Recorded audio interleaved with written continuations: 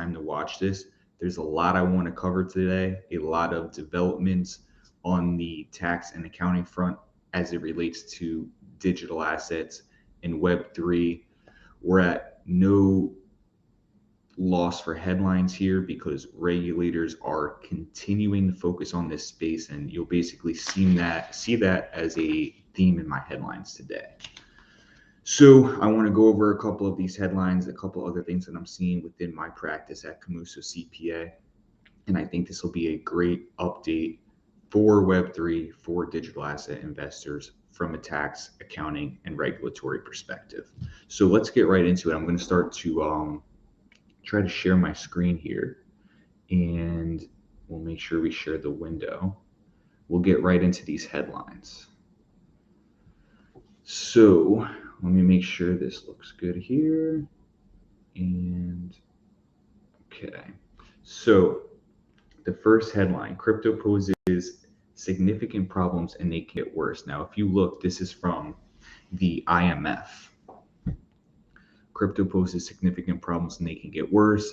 Tax systems need updating to cope with crypto assets whose anonymity and decentralized nature poses challenges, not the least for value-added tax. So this is something now that we're starting to see regulators and the reporting on it start to catch up. This is something I've been warning about now for close to a year regarding the VAT taxes and the sales taxes, and overall the nature of the industry with the anonymity or pseudonymity associated with the decentralized wallets being a challenge for tax compliance. Now, this is basically getting addressed here by the IMF. So, they start to basically give an overview. Crypto assets are used as an instrument for payment. They start to just basically give like a basic background, and then they start to get into, all right, some of the revenue considerations. Let's see here. So then here you start to see they're just really in the beginning here, they're talking about just overall non-compliance related to crypto. And then they say, now we also get into the issue of VAT taxes, which VAT taxes is basically an international version of sales taxes for people that are here located in the US. So they say there's also VAT. Crypto transactions have similarities to those in cash, so their potential for being hidden from tax administrations. Today, the share of purchases made with crypto is still small, but widespread use if tax systems were not prepared could someday mean widespread evasion of VAT and sales taxes, leading to materially lower government revenues. This may be the biggest threat from crypto. So basically, this is something you've probably seen me harping on. We have the capital gains crypto taxes and income crypto taxes. But then we also need to consider sales taxes and VAT taxes, particularly if you're selling NFTs or if you're selling goods and services in exchange for cryptocurrency. Likely they're going to have sales taxes and VAT taxes applied to them. I've shot 10s, 20s, 30s hours of content based off of this topic already. So I'm not going to go into too much detail on the intricacies of it. But basically, something is going to need to change industry-wide in terms of tax compliance and the information that companies that are selling NFTs or they're selling other goods or services in exchange for crypto, they're going to have to start collecting their customer information, because you're not going to be able to determine the tax jurisdiction, the taxability on the sale, or the correct tax rate to apply to the sale without having both the sellers and customers information in terms of basically where their location is. So that's the big challenge here, and that's what now even IMF is starting to address. So me and my team have actually built a solution for this at Digital Impost, where we're able to collect the customer data up front, calculate the correct sales tax or VAT tax rate in the native cryptocurrency that the transaction's taking place in, and then collecting all the relevant customer data, sales data, and blockchain data to automatically report to the correct tax jurisdictions on the back end.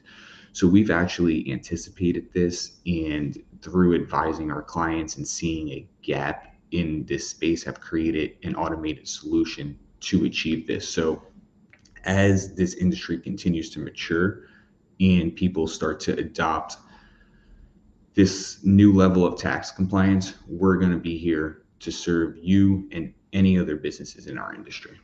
So let's see here. So they go on to say the most fundamental difficulty in taxing crypto assets is that they're pseudonymous. And I love seeing them use this phrase because a lot of people will wrongly say that the blockchain is anonymous, and it's not. It's pseudonymous because if you have a non-custodial wallet right now, it's not necessarily connected to your identity, but it can be through tracing transactions on the blockchain, through you KYCing and offering that data. So there's different avenues that basically tax jurisdictions just have to associate an identity to that wallet address, and then they know who you are basically. So sorry, my camera moved here. Let me adjust that. Okay. Go on to say, these problems are surmountable when they're on centralized exchanges, but the problem becomes with the non-custodial wallets. So, that's when they're trying to address a lot of these issues with sharing information between exchanges. I think they need to do that, but it still doesn't address the issue of non-custodial wallets, peer-to-peer trading.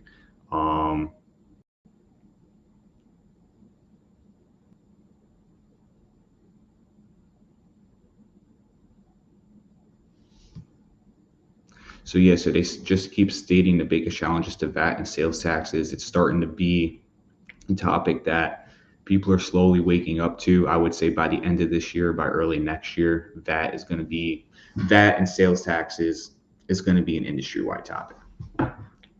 So I thought that was a huge, interesting headline. This is just another headline that was based off of that IMF blog where they're just covering it. Basically, they're saying the same stuff in here. I just thought this headline was a little bit different. IMF says tax systems need to be updated for crypto assets. Decentralized exchange is part of the problem. The decentralized exchanges, I mean, I'm not against decentralized exchanges. I'm for them. I wouldn't really call them a problem. I just think there's this new challenge where we need to sort of have a way for customers to share certain information for compliance purposes. It doesn't necessarily mean that like decentralized exchanges are a problem. There just needs to be fairly simple solutions that we've built where customers can share this information and still transact in a decentralized way. So I thought those were interesting headlines. The next headline here is from Accounting Today. Senate panel looks into changing the tax treatment of crypto. So leaders of the Senate and Finance Committee began an effort on Tuesday. And now this article was published on July 11th. So leaders of the Senate and Finance Committee began an effort Tuesday to address many uncertainties around the tax treatment of digital assets, sending an open letter seeking input from experts, stakeholders, and interested parties about how to adjust the rules. So again, we have the IMF blog. Now we have this letter that's coming out from the Senate's Finance Committee being covered by Accounting Today, where we're seeing more pushes for new tax guidance. So there were some interesting items in this letter. I actually have the letter here, so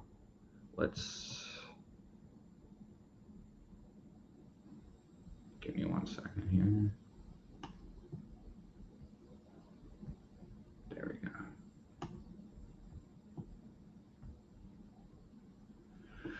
Okay, so this is the letter. Now I have went through this in detail, although I'm probably going to be going through it again this weekend and making my own notes and comments on it. So these are just sort of my preliminary perspective on it here now. But here's some of the things that they're looking at addressing here. Today we seek your help to better understand how Congress can address the tax challenges and opportunities presented by digital assets. And trust me, these revenue agencies are certainly looking at digital assets as an opportunity because the tax revenue that is going on collected there is huge, and that's a huge opportunity for them. To that end, they want to ask the following questions. So the first they start considering is market to marketing for traders and dealers. Should traders of digital assets be permitted to mark to market? Should dealers of digital assets be permitted to mark to market? Should the answer depend on the type of digital asset? I think this is a good question. It's mostly related to people that are trying to claim a trader status on digital assets, which I think there's a lot of gray area on that right now because that mostly just applies to securities. So they're looking to basically get some clarification there and get some new tax regulations outlined that give taxpayers a format to follow, that if they want to reach that status and have their taxes applied in that way, that they have a pathway to do that that's clear and that doesn't have this gray area associated with it. Trading safe harbor. When should policies behind a trading safe harbor of encouraging foreign investment in U.S. investments apply to digital assets? If policies should apply to some digital assets, should they fall under IRC Section 864 or 864B2, trading safe harbor for commodities? And should these depend on specific digital assets? So this is just looking at whether or not, if they're going to provide trading safe harbors, when will these apply, under what tax code sections these apply, or will we have to create new tax code sections to basically specifically address digital assets and separate them out from commodities and from securities? And this is just highlighting the issue of, like, right now digital assets and cryptocurrency is almost like a new asset class developing, and the tax laws that exist are really designed for securities, commodities, and other types of traditional asset classes. So a lot of these questions, I think, are just pushing in the direction of us getting additional guidance for our new asset class of digital assets. Treatment of loans for digital assets. So they're looking at just more information on the overall tax treatment on loans related to digital assets lent to a third party, and then they incur a hard fork, protocol change. What's the tax treatment of those? So there's some interesting questions here related to the treatment of loans. I don't want to get too in the weeds on these because it'll just take too long, but I think these are some interesting considerations. Wash sales. Obviously, wash sales is a huge topic right now. I feel like half the country loves wash sales and half the country hates wash sales. Personally, I like them because it helps save my clients money. So basically the questions here, this is something I've been warning clients about for years regarding wash sales and taking losses, and I'm glad to see this get addressed here. And I'm really interested to see what the guidance is here. So wash sales, IRC Section 1091. In what situation do taxpayers take the position that economic substance applies to wash sales? So what they're asking here, it's basically like right now, wash sales don't apply to property, therefore they don't apply to cryptocurrency and digital assets, meaning that what a wash sale is that if you sold an asset for a loss and you purchased it within 30 days, if this was a security, that loss is disallowed because they basically are saying there's no economic substance related to that transaction, and there's tax code sections that specifically disallow those losses. Now, wash sales, again, don't apply to crypto, so you could basically sell it at a loss, buy it back the next day. This helps you achieve having a tax loss while maintaining your market position in an asset. So now there's IRC code section 7701, which is economic substance. So even if you go through, buying and selling and taking a loss, you may get audited and they can say, yeah, wash sales don't apply here, but under section 7701, we're still disallowing this loss because there's no economic substance to the transaction. So it's a huge risk. And basically what they're looking for is more guidance on in what situations is there economic substance? Are there existing best practices for reporting these digital assets that are economically equivalent to wash sales? So if you really consider like the pace at which the crypto market moves, it can be likely that it's considered reasonable.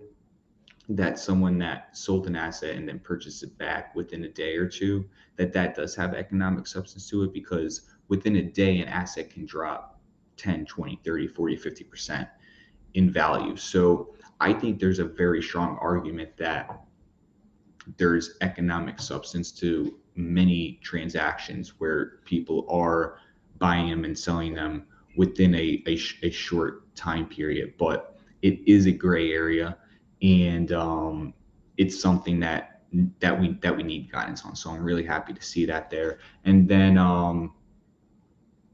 they're also getting into, if we do start having transactions where there is an economic substance, or in the future where we're going to apply wash sales to them, what is that reporting going to look like? This is when this comes into play, it's going to create a higher degree of accounting complexity and just a compliance burden on taxpayers, because now your accountant, or you're not just going to be doing your accounting, then you're going to be having to analyze things from a wash sales perspective, from an economic substance perspective. And back in my days at Deloitte, I did that for a lot of the hedge funds and mutual fund companies, and doing detailed analysis at the transaction level for all of that. So I understand what that entails, and it's just going to be an additional layer of complexity for taxpayers. So then they get into constructive sales. I'm not going to get too much into these because I know I'm spending a lot of time on this. Timing and sources of income earned from staking and mining. This is an interesting one.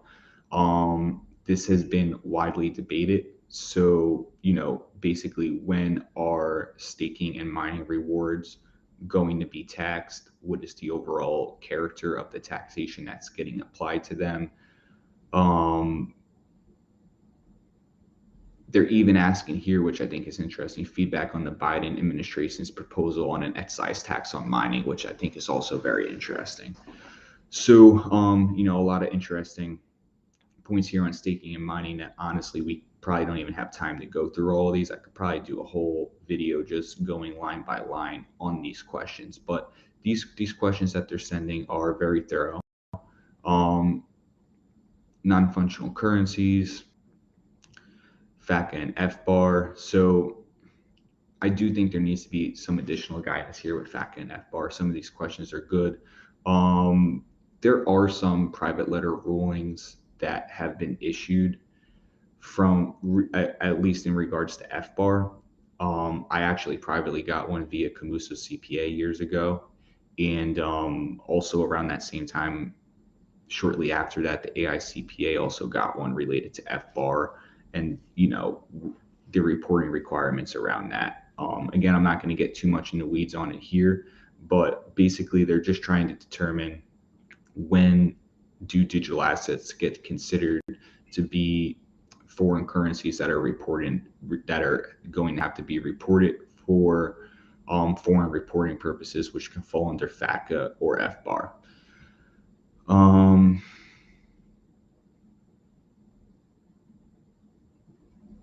And then they just get into some questions related to the valuation of digital assets, which again is a huge issue, especially for some of the more obscure digital assets, applying a good valuation methodology. So these are very interesting questions, and fairly thorough. So, I want to give an overview on this here. I'm probably going to do something to give more of my deeper thoughts on this, maybe a write-up on it, or maybe a whole entire dedicated YouTube video to it. But this is a new development just 2 days ago that I think is going to be interesting, and I'm definitely looking to see what information that we get out of that. Let's see here. So then here's another headline. Secretary Yellen, where are the crypto tax regulations? So at this point, I feel like we're seeing headlines like this almost on a weekly basis. I would say definitely on a monthly basis. So, there's a huge push to get crypto guidance. I think last week I covered articles where people were being critical of the IRS, saying they're taking too long to provide guidance. Now we have Secretary Yellen looking for guidance. what I would say in IRS's defense is there's a lot of complexity to the taxation of digital assets, and just moving quick and providing like blanket regulations in some cases can do more harm than good, to the degree that those regulations don't take into account all of the nuances and considerations related to this asset class. I think we've even seen issues just with how the IRS has classified the term digital assets to include NFTs. It creates a lot, that creates a lot of questions where, right now they're taking comments on these things. Some of that probably has to change. Like, are NFTs going to be included in broker reporting? If you get an NFT that's a ticket to your favorite concert, is that going to get included in your broker reporting at the end of the year once these tax regulations are passed? As it stands right now, if they're included in the definition of digital assets, the answer is probably yes. That doesn't really make much sense to me. I don't really think that's the intentions of these regulations either. So I say all that just to say that, the IRS taking a slower approach and taking comments and hearing concerns from industry professionals and industry participants, it leaves us in a position where, we're stuck with lack of tax guidance in many regards, but we're at least not working with tax guidance that doesn't necessarily make sense in its applicability to crypto either. So I think it's a tough position. As I say, we're on the financial frontier where this is a whole new way of transacting and doing business. So we have to expect that regulators are going to be behind us, and it's going to be somewhat of a cat and mouse game, to where we get new regulations and then we have even, like, first we saw regulations related to crypto, now we have DeFi, now we have NFTs.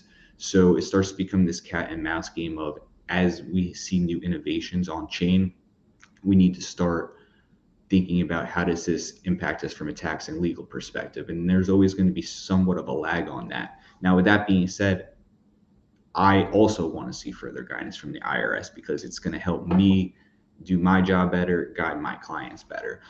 So, Secretary Yellen, where are all the crypto tax regulations? After almost 2 years, the Treasury Department hasn't even started trying to force companies to pay what they owe. So basically, Yellen wants to get some of this tax revenue, it seems like. So basically, if you see here, when they want Washington lawmakers to crack down on the industry's rampant tax evasion to raise revenue for the $550 bill. So they're basically looking at our market as tax evaders, and if they can start to bring down some reporting requirements on us and what they would refer to as a crackdown, they're going to be getting a lot of tax out of it, they believe. And unfortunately, they're probably right. I hate to hear, our industry getting put in this light, but I think there's a lot of people that want to do things the right way, but there is an element of non-tax compliance as well. So you'll see, like, again, this is just about the reporting requirements. The crackdown simply extended the standard reporting requirements to an industry designed to operate in the shadow. So this article is pretty harsh on us here. And then it just goes into what the broker reporting requirements are. I think we're all pretty used to hearing about what these are. So this is just basically another article that's just critical that we haven't seen any guidance yet. Despite this, Janet Yellen's Treasury Department has yet to formalize the regulations that would usher the new reporting regime. The initial expectation was that they would have this by the end of 2022, allowing reporting changes to begin. So, there's still a huge push on this, and we still haven't seen it yet. So we should just know it's coming sooner than later. As early as 2024, we could see it. But again, it's still just something that's in flux. So what you should understand, though, is that tax compliance is coming to this space, and you want to be out ahead of it. So you want to be working with the CPA that is going to get all of your accounting in order, get all of your tax compliance in order. So as you start to see headlines coming out with new tax regulations, with even headlines regarding enforcement in the future, you're not freaking out. You're able to sleep at night because you know that you've been taking proactive steps to remain in compliance from the outset, and you're not going to be grouped in with these bad actors that they're referring to as tax evaders. So those were most of the headlines that I wanted to hit on today. As you can see, there's just more focus on regulation across the board, both here in the US as well as even internationally, with some of those topics that you've seen from the IMF.